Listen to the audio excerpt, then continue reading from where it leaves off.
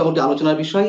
এই দুই বিষয়কে কেন্দ্র করে নতুন কোন রাজনৈতিক সংকট সৃষ্টি হতে যাচ্ছে কিনা সেই বিষয়ে আমরা আলোচনা করব।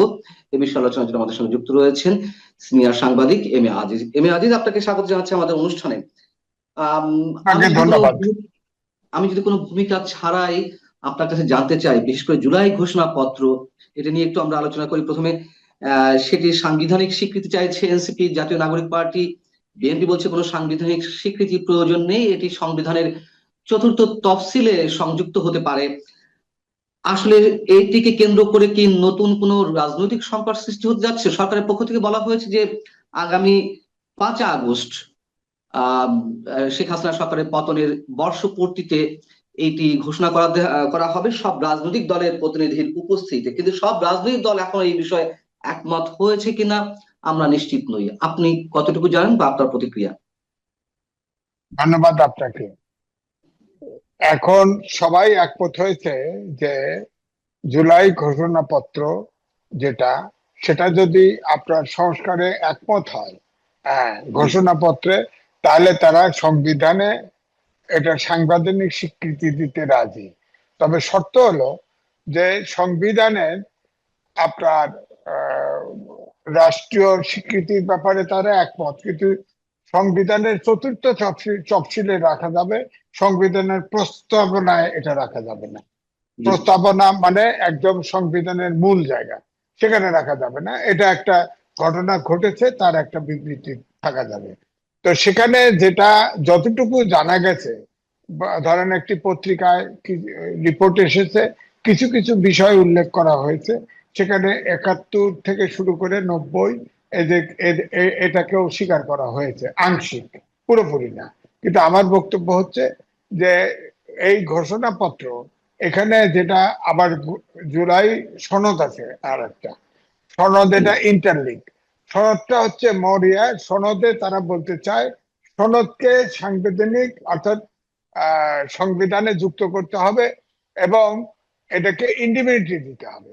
কারণ নইলে বলা হবে যে এই অন্তর্বর্তীকালীন সরকার এবং ছাত্ররা যারা আন্দোলন করেছে তারা রাষ্ট্রদ্রোহের কাজ করেছে, সুতরাং তাদের এটার বিচার করা যাবে না, তাদের এটা ইন্ডিপেন্ডেন্ট দিতে হবে। আমার প্রশ্ন হচ্ছে যে সংবিধানে ঢুকলেই তো আর এটা ইয়ে হয় না। ধরেন আমি বলি, কর্নেল রশিদ ফারুক, তারা যে জি। গণঅভ্যুত্থানটা, যে বঙ্গবন্ধু পরিবারে যে হত্যা করেছিল, সেটা কিন্তু খন্দকার মোস্তাক কিন্তু ইন্ডিপেন্ডেন্ট দিয়েছিল। কিন্তু আওয়ামী লীগ যখন ক্ষমতায় আসে, তখন কিন্তু এগুলো সব সংশোধন করে আপনার তাদের বিচার করেছে এবং জুলাই স্বাধীনতা যুদ্ধাপরাধীদের বিচারও করেছে। সুতরাং এখন ধরেন আওয়ামী লীগ যদি 5 বছর পর 10 বছর পরে হোক এদেশে যদি ফেরে, তাহলে ওই সংবিধানের লেখে তো কোনো লাভ হবে না। ধরেন ফ্রিডম ঠিক। Party, colonel Rashid Farooq freedom party করেছিল এবং তাদের কি দাপট ছিল, খেয়াল করে দেখেন। পার্টি জি। যত ছোটই হোক না কেন, দাপট ছিল। তাদের হুম একটা হুম। পত্রিকা ছিল আপনার দৈনিক মিল্লাত, সেটাও সার্কুলেশন পেয়েছিল কিন্তু সর্বোচ্চ। কিন্তু কোনোটাই এখন নাই, কোনোটাই কোনো কিছু অংশ বিশেষ নাই। সুতরাং আমার বক্তব্য হচ্ছে এখানেই আমার সমাধানের পথ আমার কাছে মনে হয় রাজনীতিকে রাজনীতি দিয়ে মোকাবেলা করা। আপনি খেয়াল করে দেখেন, 17 বছর আপনার 111 এর সরকার সহ 17 বছর এই বিএনপি সহ বিরোধী দলের উপরে যে দমন পীড়ন, নির্যাতন, কেস কানেকশন, গুম খুন, আয়নাঘর চলেছে, কিন্তু একটি কর্মীও, নেতা কর্মীও কিন্তু দল বদল করে নেই। ঠিক আওয়ামী লীগের এই যে পালিয়ে গেছে নেতৃত্ব, শেখ হাসিনা সহ, আপনি গ্রামে গঞ্জে খবর নেন, অনেকে হয়তো আত্মরক্ষার চেষ্টা করতেছে, কিন্তু কেউ কিন্তু দল বদল করে নেই। অর্থাৎ আওয়ামী লীগ হুম। যে সমর্থক বেজ আছে, এটা বাংলাদেশের মাটি ওভাবেই থাকবে, 5 বছর হোক 10 বছর। বিএনপি যদি 17 বছর থাকতে পারে, এরাও নাহলে 17 বছর থাকবে, তারপরে তো হুম। বিচার হবে। তো এই জন্যই বলছি এটার সমাধান না। সমাধান হচ্ছে আপনার এনএসএফ এর মতো আচরণ করলে জি। কিন্তু কোনো আইন বা ইন্ডিপেন্ডেন্ট অধ্যাদেশ করে বা আইন করে কোনো লাভ হবে না। আর দুই হলো যে আপনি যখন ইন্ডিপেন্ডেন্ট অধ্যাদেশ জারি করবেন, তখন তো এটা ফাইনালি সংসদে আপনাকে পাস করতে হবে। সংসদে, এক্স্যাক্টলি। হ্যাঁ, তো সংসদে তো সামনে নির্বাচন হবে, নির্বাচনে যাইতে হবে। তো নির্বাচনে গিয়ে কোন দল ক্ষমতায় আসে তারা এটা যদি সংবিধানে যুক্ত করে, অর্থাৎ পার্লামেন্টের মেজরিটি ভোটে যদি যুক্ত হয়, তাহলে তো আপনি ইন্ডিপেন্ডেন্ট হবে। কিন্তু ইন্ডিপেন্ডেন্টলি দেওয়া এটা কোনো বাঁচার, তারা বলেছে যে এই যদি এই অন্তর্বর্তীকালীন সরকার এবং যে ছাত্ররা, তখন যে বৈষম্য বিরোধী ছাত্ররা ছিল, তাদেরকে রাষ্ট্রদ্রোহ মামলায় তাদের বিচার করা হবে যদি এই সনদ স্বীকৃতি সাংবিধানিক স্বীকৃতি না দেওয়া হয়। তা আমার বক্তব্য হচ্ছে এই সরকার তো এটা প্রজ্ঞাপন জারি করাও সঠিক হবে না, কারণ এই সরকার আপনার এই সংবিধান অনুযায়ী ওত নিয়েছে এবং এই সংবিধানের 106 অনুচ্ছেদ অনুযায়ী সুপ্রিম কোর্টের মতামত নিয়েছে। অর্থাৎ এই সরকার কিন্তু সাংবিধানিক সরকার। হ্যাঁ, হয়তো যদিও অন্তর্বর্তীকালীন সরকার নামে সংবিধানে কিছু নাই, কিন্তু সংবিধানের যে সংস্কার করতেছে এটাই তো তাদের ম্যান্ডেট নাই, কারণ এটা তো সাংবিধানিক সরকার। যাই হোক, তারপরেও আমি বলবো যে সেনানিবাসে আশ্রয় নেওয়া ছিল 626 জন, পরে তো আপনার লিস্ট বার হয়, লিস্ট বেরোলে দেখা যায় সুপ্রিম কোর্টের প্রধান বিচারপতি এবং এবং অ্যাপিলেট ডিভিশনের বিচারপতির নাম বেরোয়েছে, তারাও সেনানিবাসে ছিল। তবু আমরা সেটা ধরতে গেলাম না, কারণ আমাদের রাষ্ট্রপতি তো বলেছেন যে শেখ হাসিনা পদত্যাগ করেছেন আমার কাছে, সে পালিয়ে গেছেন, এবং তিনি বলেছেন যে 106 অনুচ্ছেদে অন্তর্বর্তীকালীন সরকারকে রাষ্ট্র চালানোর বৈধতা দিয়েছে। আমরা এটা বিশ্বাস করি। আবার তিনিও তো মন্তব্য করেছেন তার কাছে কোনো পদত্যাগ পত্র নেই শেখ হাসিনার। সেটা সেটা পরে বলছে আমরা পদত্যাগ পত্র নেই, আমরা সেই ভ্যাকুয়াম তৈরি করতে চাই না। আমার কথা হচ্ছে যে জায়গায় আছে যে বঙ্গভবনে এই বর্তমান সংবিধানকে সমুন্নত রাখার জন্য ওত নিয়েছে, তারা পরতে পরতে এই ওত ভঙ্গ করেছে। সংবিধানের সংস্কার করা মানেই হচ্ছে ওত ভঙ্গ হওয়া।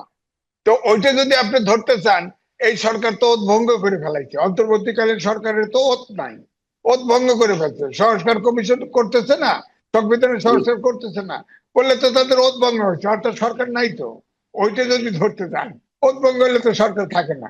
যাই হোক, তারপরে আমি বলবো যে জুলাই সনদ এবং জুলাই ঘোষণাপত্র, আপনার জুলাই সনদে যেগুলো আছে, ধরেন এই যে ধরেন মোটামুটি ভাবে 5টা জায়গায় একমত এখনো হয় নাই। প্রধান বিচারপতি কি সিস্টেমে হবে, তিনি কি চিফ অ্যাডভাইজার হবেন কিনা, ওটা তো জুলাই সনদে কথা বলছেন আপনি, যে 5টা বিষয়ে গুরুত্বপূর্ণ 5টা বিষয়ে ঐকমত্য প্রতিষ্ঠা হয়নি। আমি একটু জুলাই ঘোষণাপত্র আগে শেষ করিনি, আমি জুলাই সনদের দিকে আসছি। তাহলে জুলাই ঘোষণাপত্র সরকারের পক্ষ থেকে বলা হচ্ছে যে জনসম্মুখে মানিক মিয়া এভিনিউতে অনুষ্ঠান করে সব রাজনৈতিক দলের প্রতিনিধির উপস্থিতিতে জুলাই ঘোষণাপত্র ঘোষণা করা হবে। বিএনপি এরই মধ্যে আপত্তি দিয়ে রেখেছে, এরা মানছে না। জাতীয় নাগরিক পার্টি কিংবা জামাতে ইসলামী এখন পর্যন্ত চুপ রয়েছে।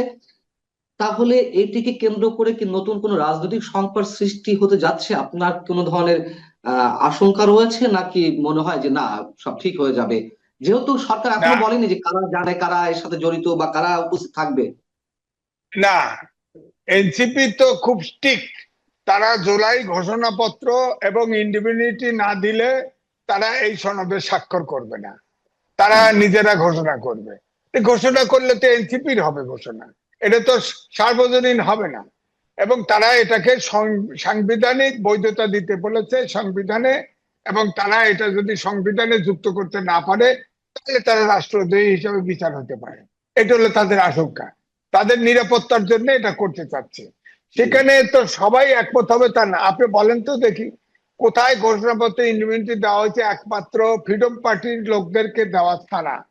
52 সালে ইন্ডিপেন্ডেন্টি হয়েছে, 71 সালে ইন্ডিপেন্ডেন্টি হয়েছে, আপনার 90-এ ইন্ডিপেন্ডেন্টি হয়েছে, যত আছে সব কোথাও তো ইন্ডিপেন্ডেন্টি দেওয়া হয়নি। একমাত্র এই 15ই আগস্টের হত্যাকাণ্ডের জন্য যারা ঘটিয়েছিল তারা স্বীকার করেছে এবং তাদের জন্য ইন্ডিপেন্ডেন্টি দেওয়া হয়েছিল। সেটা আওয়ামী লীগ সরকার এসে এটা চেঞ্জ করে কার্যকরী করে দিচ্ছে, ফাঁসি টাসি যা দেওয়া দিয়ে দিচ্ছে।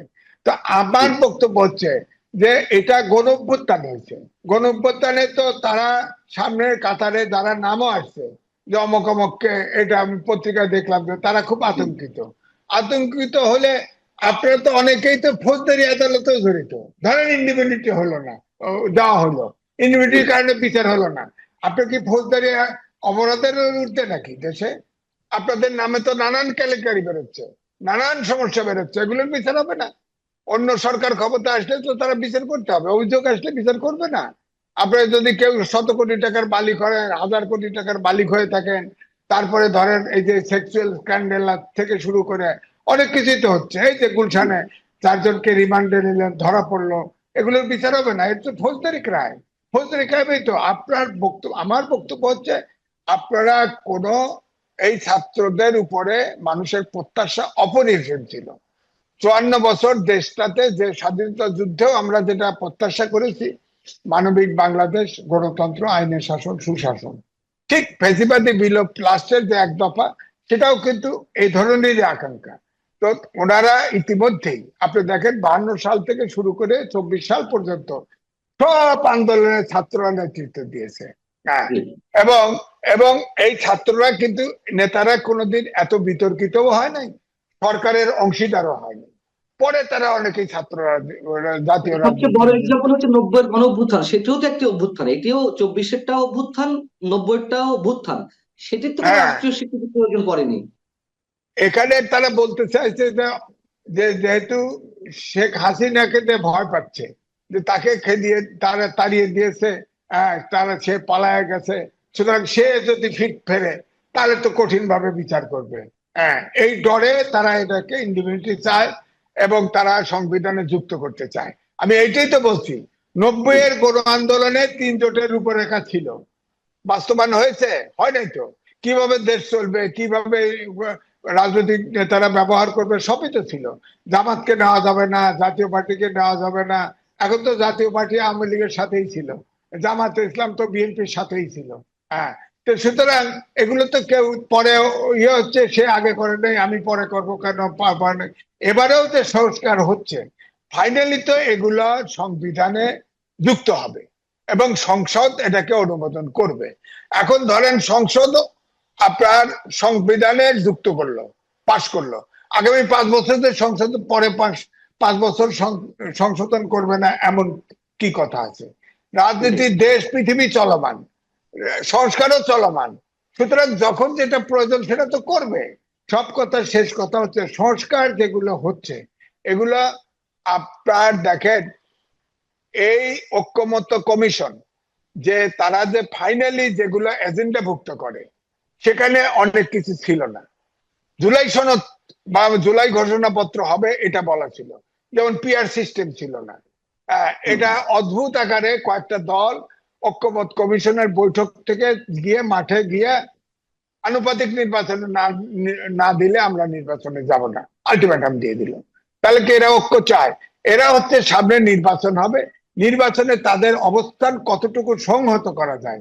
তাহলে আপনি বলেন, এই পিআর সিস্টেম যদি যতক্ষণ পর্যন্ত জাতীয় ইস্যুতে এবং গণতান্ত্রিক চর্চায় যদি রাজনীতিবিদরা অনুগত না হয়, তাহলে তো পিআর সিস্টেম হলে তো সরকার পতন ঘটবে, সরকার স্থিরতা থাকবে না, দেশটা তো বিপদগামী হবে। এটা নিয়ে তো জটিলতা রয়েছে, আরো বেশ কয়েকটি বিষয়ে এখনো মতানৈক্যতা রয়ে গেছে। আপনি যে 5টি বিষয়ের কথা উল্লেখ করছেন, কিন্তু মূল যে সংকট এখানে এসে দাঁড়িয়েছে সেই সাংবিধানিক প্রশ্নে, মানে এটি আইনগত ভিত্তি চাচ্ছে। যেই সংস্কারগুলোতে ঐকমত্যে পৌঁছানো হচ্ছে, জামায়াতে ইসলাম এবং এনসিপি আইনগত ভিত্তি চাচ্ছে, যে আইন দ্বারা এটি সীমাবদ্ধ করা হবে, যাতে যেই আসুক করতে বাধ্য। বিএনপি বলছে এটা তো যে সরকার আসবে তার উপর নির্ভর করবে এবং আমরা করব, তারা মৌখিক প্রতিশ্রুতি দিচ্ছে। তার মানে কি এখানেও আমরা কোনো সমাধান খুব সহজে পাচ্ছি না? না, না, বিএনপি রাখতে চাইছে, কিন্তু চতুর্থ ইয়েতে, চতুর্থ আপনার পর্যায়ে রাখতে চাইছে, সংবিধানের মুখপাত্র রাখবে না, ঘোষণাপত্রে। ওটা তো সব ঘোষণাপত্র, আমি জাতীয় সনদের কথা বলছি, জুলাই সনদের কথা বলছি। জুলাই সনদ, করা হবে জুলাই সনদে যেটা অলরেডি ড্রাফট করে পাঠানো হয়েছিল সব দলকে, সেখানে বিএনপি বলছিল, আমার কাছেও একটা কপি আসছিল, দেখছিলাম যে সেটা ইনোসেন্ট, সমস্যা নেই। বিএনপি সেটাতে এগ্রি করেছিল, যেটা মানতে আপত্তি নেই। এখন আবার জুলাই সনদে প্যাঁচ লাগাচ্ছে, এটা দিতে হবে, এটা করতে হবে, ওটা করতে হবে, এখন তো প্যাঁচ লাগছে। এখন জুলাই সনদে আপনি যখন মিটি মিটি করে 71 দেখাবেন, আর 74-24-কে বড় করে দেখাবেন। আর পৃথিবীর ভিতরে একটা জাতি ভাষার জন্য জীবন দিছে, সেটারও কোনো উল্লেখ থাকবে না। 47 সাল নিয়ে আসবেন টেনে, যে 47 সালে আমি ঘোরতর বিরুদ্ধে, যে জিন্নাত সে তার অংশ বুঝে নিয়ে গেছে, আমরা আমরা আমরা ক্ষতিগ্রস্ত হয়েছি। ওটা তো যুদ্ধ ছিল না, অভ্যুত্থানও ছিল না, ওটা বৈঠকে বসে সমাধান হয়েছে। 47 সাল তো আমাদের কোনো ইতিহাসের অংশ না। এখন আমরা দ্বিজাতি তত্ত্বের ভিত্তিতে পাকিস্তান এবং ভারত তৈরি হয়েছিল, এটা তো আমাদের ইতিহাসের খুব একটা অংশ না। আমাদের ইতিহাসের মূল অংশ হলো 52 সাল থেকে।